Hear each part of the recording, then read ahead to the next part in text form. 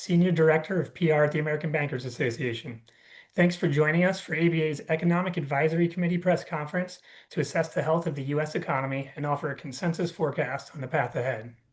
For those of you unfamiliar, the EAC is made up of top economists at ABA member banks, and it convenes during the year to discuss the nation's economic outlook and develop a consensus forecast. Following today's presentation, we'll have a Q&A session. Also, a reminder that this virtual press conference is being recorded and will be posted on aba.com later if you want to see a replay. ABA is very fortunate that some of the world's top economists work at our member banks and volunteer to serve on our Economic Advisory Committee. Their forecast is shared with our member banks across the country, including many smaller institutions that do not have their own economic teams. The committee also shares its assessment with the Federal Reserve and separately with the public through the press release that we'll be issuing this morning. The timing of this latest forecast comes on the heels of the Fed's recent rate cut as it closely monitors the labor market and the persistence of inflation. Our chair is ready to share the committee's assessment moving forward. He isn't volunteering his time to ABA and leading this committee. Luke Tilley serves as EVP and Chief Economist at M&T Bank's subsidiary, Wilmington Trust. Luke, thank you for serving as chair of the EAC and for overseeing the good work of this committee. We look forward to hearing more about the committee's forecast. The virtual floor is yours. Thank you very much, Mike. Thank you to the ABA. And of course, thank you to all of you who've shown up today to hear a little bit about how the EAC is seeing the economy. As we always do, we send in our forecasts ahead of our two-day meeting. And bring them together. And it's much like the Bloomberg consensus or, some other surveys were coming together where no single individual has the same opinion. But as it comes together to discussions, it really crystallizes the different views from across the different banks and really leads to that healthy discussion. So to summarize the forecast, I would call it optimistic but cautious. I mean, we really do see an economy, a U.S. economy that is fundamentally strong, has a lot of strong fundamental pillars, but is going through a period of adjustment, and we expect it to still come through without going into recession. So I'm going to be tilting my head over here to look at some of the numbers. You have the numbers in the press release and the tables that the American Bankers Association supplied to you, but I'm looking over here as I talk about it. I think that the highest level takeaway is expecting still some slower growth in the second half of 2025, and then a bit of a pickup in the beginning of next year and through the end of 2026. So real GDP, the quarterly values from our collaborative forecast of picking the median, 1.2% annualized in the third quarter, 1% in the fourth quarter, is very much a continuation of what we had seen in the first half of this year. And that is where we have seen tariffs greatly affect both volumes of imports and exports, supply chains, a lot of changing for firms and adjusting to a new world, but still maintaining growth. Stronger growth for next year. I won't go through the quarterly numbers, but finishing 2026 at the end of the year, 1.8% year-over-year growth compared to finishing 2025, 1.3% year-over-year growth. So again, a slowdown compared to what we had coming into 2025, but remaining positive. A lot of that dynamic of continued slower growth this year and then some acceleration next year is driven by the consumer. You have the data, but it looks very similar in terms of slow yet positive, still positive gains for 2025, and then some stronger growth next year. As I think about how the committee talked about it, it was very much consumers that are fundamentally in a good place. Are dealing with higher prices of goods that are more exposed to tariffs. But because of job slowdown and wage growth sort of holding where it is, the spending, the higher spending in nominal terms on those goods is taking away from spending on the services side. So people are compensating for those higher prices on tariffs on goods by pulling back a little bit on services, whether that's leisure, recreation, travel, those kind of things. And that's expected to continue in the second half of this year. But because the labor market is still adding jobs, and principally because the unemployment rate hasn't spiked, not expecting it to worsen further. So I'll expand a little bit on that on the labor market, and this I think was one of the more interesting areas of discussion that we had as a committee. The the dynamic is sort of hard to figure out because there's so many things hitting the labor market right now. Clearly, we've had that job growth slowdown, and you can see in the data that we released that we're expecting as a committee pretty slow job growth for the second half of this year. Monthly average gains 28,000 in the third quarter, just 13,000 in the fourth quarter, and then some stronger growth not next year, but not quite even really getting back to 100,000. And the discussion is interesting because there's a lot of debate over whether the slowdown in job growth is on the demand side. Are firms not hiring people because they don't want to hire people, and you sort of have a stasis there, or is it on the supply side because we have much lower immigration induced by changes to policy, and then we could have just slower job growth because effectively the supply side of the labor market is weaker.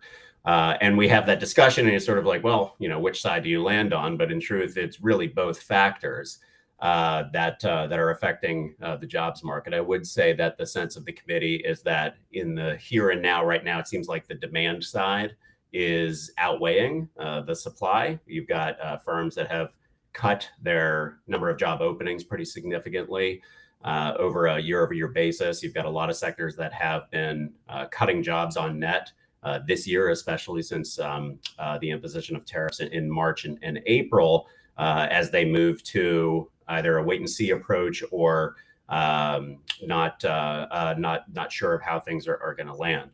And the sort of the flip side of that is that because we have lower immigration and much slower slower labor market growth, is that we have not seen unemployment rate spike, right? We don't see initial claims for unemployment insurance going through the roof. It's not a story about layoffs. It's more a story about lack of hiring.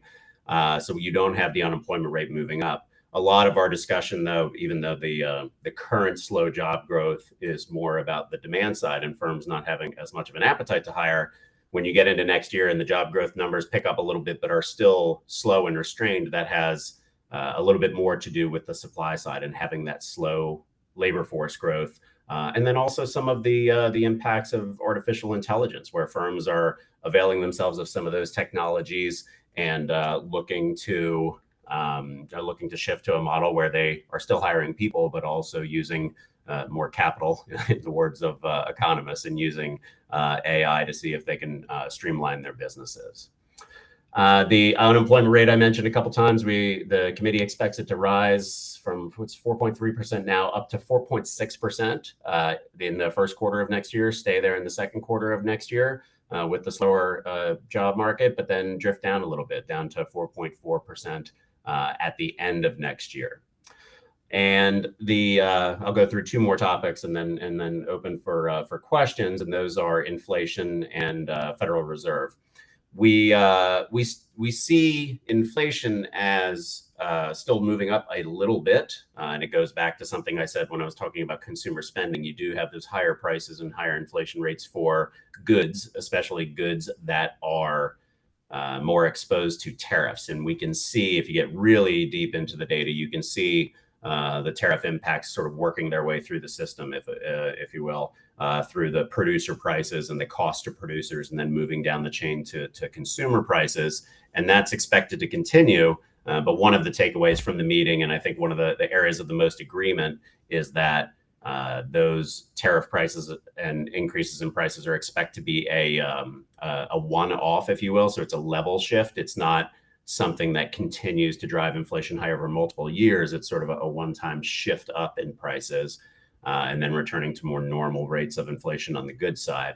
And then I already mentioned the weaker spending from consumers on services, and that acts as a counterweight to the goods prices. So we expect inflation to, using PCE inflation. We have consumer price index CPI. We also have PCE, the Fed's preferred measure, moving up to 3% for the PCE in year over year quarter 4 at the end of this year, but then coming down to 2.6% at the end of 2026.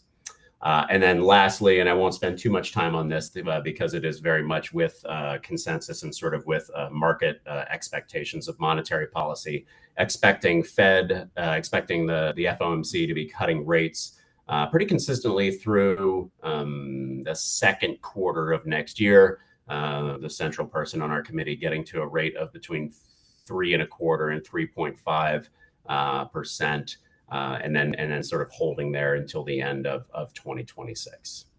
So that's a quick roundup and a sort of a characterization of some of the things that we talked about. And I'd be happy to open it for any questions that any of you might have. Thank you.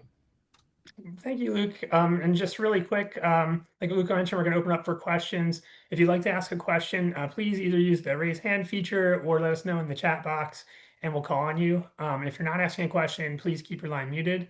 And please remember to identify yourself and your media outlet and try to limit yourself to one question at first so we can get to as many people as possible and then ask any others later if there's additional time.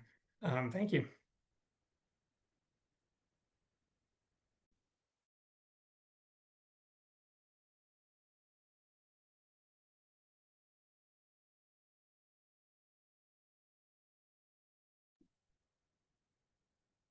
Anyone have any questions at this time? I must have done a fantastic job describing the committee's forecast.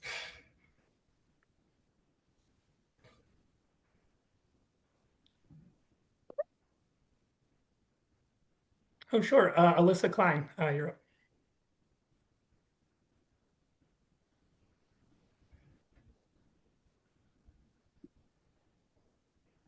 Hey there. Hello. Sorry about my video is not working. Alyssa Klein from American Banker. I had one question. Any thoughts on what happens if there's a government shutdown soon? You know, how this might impact your forecast? Yes, so it's a great question. Listen, it's definitely something that we talked about, and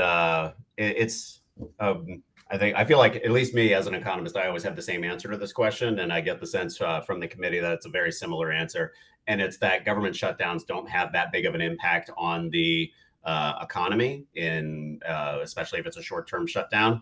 A lot of government employees actually end up working. And then all of them get back pay, when they are brought back to work. However, the longer the shutdown goes on, the more impact it could have on the economy and start weighing on spending. I think, and I think most of the people in the committee have voiced that even if it's long enough to cause some disruption, that you usually see replacements of if consumer spending cuts back in a quarter, then you sort of get the give back in the quarter after that. Something that we did talk about that would affect the forecast is if there are any changes that would come out of the shutdown, policy changes, and there's just no way to predict how that is going to go. I don't think in any fashion. So we did not have any individuals saying, well, we expect the shutdown to last this long and affecting the forecast.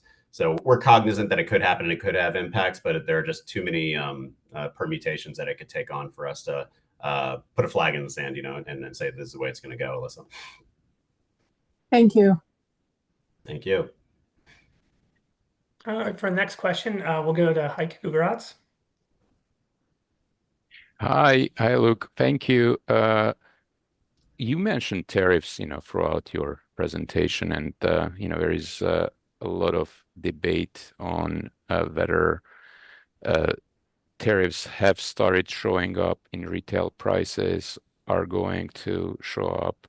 I know you mentioned that your committee's view is that it might be a one-off effect, but I'm actually kind of curious to see what the views are on who has absorbed the tariffs so far. Yeah, it's a great question, Hake, and we did discuss this, and I'll say my view is very similar to the committee view, even though we don't have people submitting and saying, you know, X% has been taken on by sellers versus businesses versus consumers. I would say that there is evidence that sellers, exporters to the U.S., so the foreign producers, have shouldered some of the tariff load. Some, and I think it's a fairly small percentage. I won't put a percentage on it, but we can see that because import prices for a lot of the most exposed goods have been pretty flat, have not really risen as much as the costs. And the guts of the import data is that the tariff is, you know, those dollars are not included in those prices. They're reported separately. So just the dynamics of the import data make it look like, again, the sellers into the U.S. are taking some of the hit. Once the goods are here, you can see rising costs move through the producer price index, which I hope you guys don't spend as much time digging through all of that detail as I do, but it's an incredibly detailed data set that shows prices from raw materials, manufactured materials, and then when companies take those things and make a new product and move it from one business to another, a business-to-business sale, you can see those impacts moving through there. So you can sort of see as importers and manufacturers have taken on those costs and then pricing them through to the next step along the chain. And I see, so the businesses have shouldered some of that. And then you can also see it show up in consumer prices. So we've seen it show up in the CPI and in the PCE indices in higher prices for things like apparel, definitely auto parts and auto maintenance, which then that's a service, but it relies so much on the cost of auto parts. And there are sports and hobbies and games and some of the things, household items, furnishings, those things that are going to be most exposed to tariffs. So I think it's fair to say that most people on the committee would say that there has been some distribution of shouldering the burden of tariffs, but that the bulk of it has been by domestic either importers or people who use those inputs and then passed on in some fashion to the consumer. So it's been shouldered here. And of course, some of it must be shouldered here because you're getting a lot of tariff revenue. You can't have that tariff revenue if the foreign makers that were shipping it into the country were taking it on the price, then you wouldn't have any you wouldn't have a significant tariff revenue. But we do have that tariff revenue. So again, we see it hitting, and it has hit those goods. It has, but it's been taking away on the services side, even though service firms use a lot of those imported goods too, right? But the overall view is that the weaker spending has outweighed some of those tariff impacts. Hey. Okay, our next question will be from Susan. Thank you for taking a question. I just wanted to ask, what is your outlook for housing and mortgage rates? You didn't mention that, but curious as to, you know, when we see the FOMC continuing to lower rates, what that will mean for mortgages and your outlook for housing. You're right, Susan. I didn't mention it, so I'm really glad that you asked, because we do ask of our members their forecasts. And I believe you have the same materials that I'm looking at, where we project the 30-year fixed mortgage rate down at the bottom of the sheet. Some relief from slower growth, and then also from Fed rate cuts. 6.8% is the realized, well, 6.79 in the second quarter. We're not done with the third quarter yet, of course, but we have 6.6, and then the 30-year mortgage rate going down to 6.3 by the end of 2026. So some relief there on the mortgage front, but not enough to really stimulate the housing market in a significant way. I mean, we know this week's data on mortgage applications for refinance, you know, as these rates have been coming down, it is having an impact there. And it's also having an impact. We got a pretty strong number on new home sales this morning. So we see some of those impacts coming through, but we also have new home sales that remain pretty subdued through the forecast. We have them weak in the second half of 2025, picking up in a quarter by quarter sense in 2026. But then when you look at the annual numbers, it really is a decline from 2024, 2025, and 2026. So to connect it to what you asked about, the Fed cutting rates, I mean, part of it is that the committee doesn't see Fed rate cuts, which are at the very short end, so to speak, of the maturity curve. You know, they're changing an overnight rate. That has impacts definitely as you start to move through longer durations like 30 and 60 and 90 days, 1 year, 2 year. When you get out to the 10-year treasury, which is kind of a benchmark for a lot of 30-year mortgage rates with then a spread over that, the Fed cuts don't have as much of an impact at the longer end of the curve as they do at the shorter end. So we do see some impacts with the mortgage rates coming down, and that is a mix of Fed actions and then also the slower economy. And we do see that helping the housing market a little bit. But even with those numbers that I was mentioning as the committee's forecast at 6.3% at the end of 2026, there's still a lot of people who have their existing mortgages lower than that and need to see a lot more incentive to bring their homes to market. So fundamentally, I mean, the short answer to your question is that we're still seeing challenges for the housing market, but it would be improving as those rates come down, Susan. Thank you. Thank you.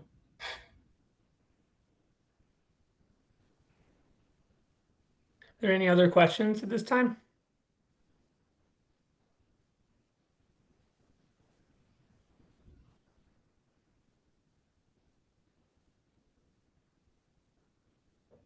Okay, I don't see any other hands raised or anything in the chat. So with that, we will conclude the press conference. Thank you all for joining us today. Thank you, Luke, for your leadership of this committee, and I hope you all have a great day.